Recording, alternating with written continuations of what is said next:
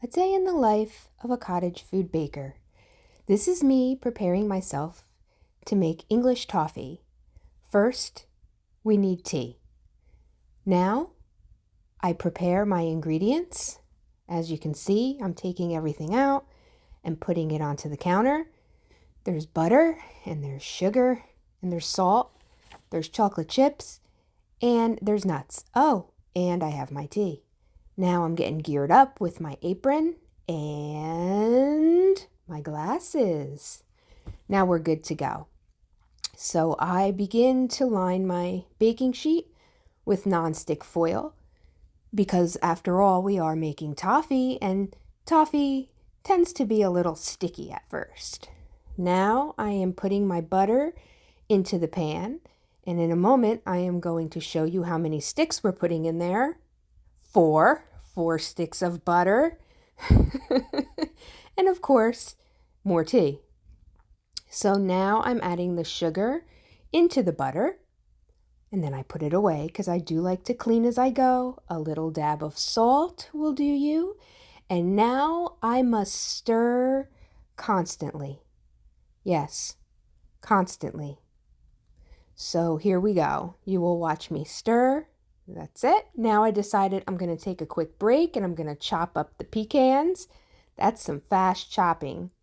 Now I'm back to stirring, and as you can see, I have a candy thermometer or a thermometer in the pan because I want to make sure that this gets to 290 degrees. And I'm stirring and checking and stirring and checking because it's getting close. As soon as it's ready, I will pour it into the pan. You can see it's getting a golden color. Oh, and it's ready. Here I go, pouring it into my prepared pan and then spreading it out evenly with my spoon. Now it needs to sit and cool for a couple of minutes, and I will then add my semi-sweet chocolate chips to the top. Here we go. I decided to just go for the whole bag. Why not, right? The more chocolate, the better. So I'm sprinkling my chocolate chips over the warm candy. And as soon as I'm done there, of course I have to throw the package away, I get my offset spatula, my little offset spatula because I have little hands, and I'm spreading the chocolate out on top of the toffee. It is melting and it is spreading nicely. And as soon as I'm done spreading the toffee, I am going to add my chopped nuts on top, which you saw me chop a couple of minutes ago. These are chopped pecans. I decided to go with pecans. You can use almonds or, walnuts, but today we're using pecans. So there we go. That's what it looks like.